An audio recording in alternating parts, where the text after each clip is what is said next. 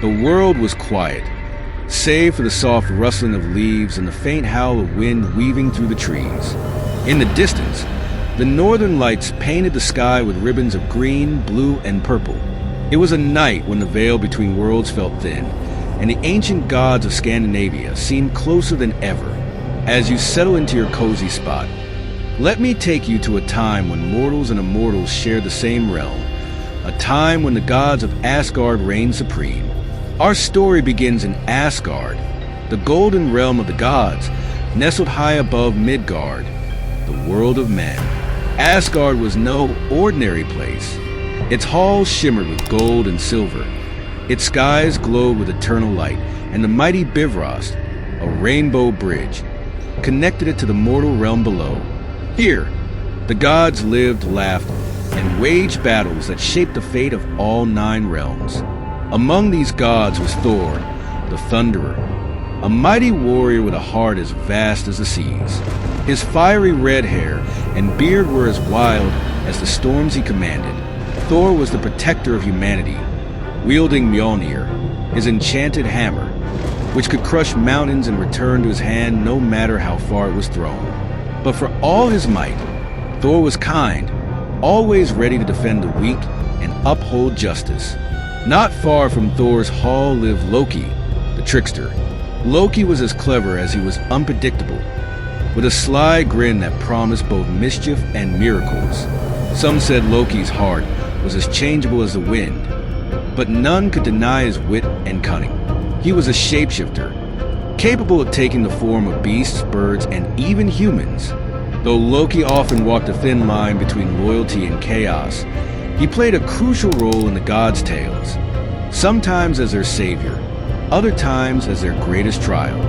One such tale begins with Thor waking to find his hammer missing. Without Mjolnir, Asgard was vulnerable to the frost giants of Jotunheim, who were always eager to seize power. Thor's roar of anger echoed through the golden halls, shaking the very foundations of Asgard. "Who dares steal my hammer?" he bellowed. Loki, lounging nearby, couldn't resist a smirk. "Well, brother, it seems someone has outwitted you. Shall we find the culprit together?" Thor's eyes narrowed. "If you had anything to do with this, Loki, I swear by Odin." "Relax, Thor," Loki interrupted, raising his hand. "This time, I had no hand in it, but I'll help you retrieve your precious hammer. After all, who better to solve a mystery than the god of mischief?" Reluctantly, Thor agreed. The two set off, with Loki disguising himself as a falcon to scout the realms.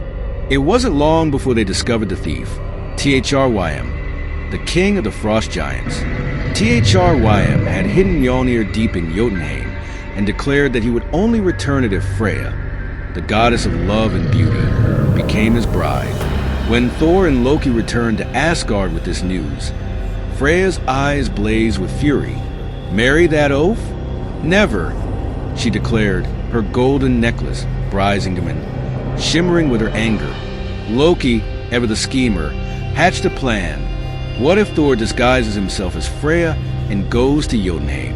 He can trick Thrym into giving back the hammer.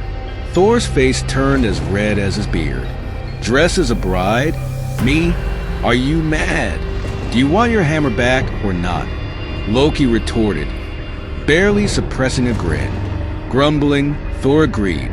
With Loki's help, he donned a bridal gown and veil, his broad frame barely contained by the delicate fabric.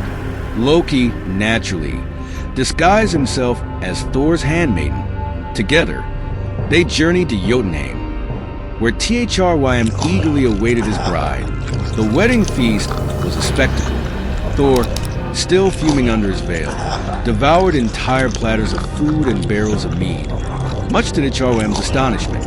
"I've never seen a woman eat so much," the giant exclaimed. Loki, quick on his feet, replied, "Oh, my lady was so nervous about the wedding that she hasn't eaten in days."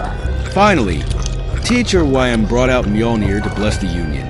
As soon as the hammer was placed before him, Thor threw off his disguise, seized Mjolnir, and unleashed his fury.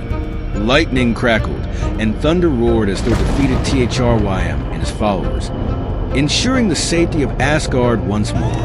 The gods celebrated Thor's victory, and even Loki's antics were forgiven, for this time his mischief had saved the day. But this was just one of many tales that whispered through the halls of Asgard, reminding mortals and gods alike of the power, wit, and courage that shaped their world. As the night deepens and the soft hum of the wind lulls you to rest, imagine the gods of Asgard watching over you. Picture Thor's thunderous laugh, Loki's mischievous grin, and the shimmering halls of Asgard glowing beneath the northern lights. Their stories, etched into the fabric of time, continue to inspire and enchant those who listen. So, close your eyes and let their voices carry you to a realm where legends are born, and the gods of ancient Scandinavia whisper their tales of old into your dreams. Until next time, may the magic of Asgard guide you into peaceful slumber.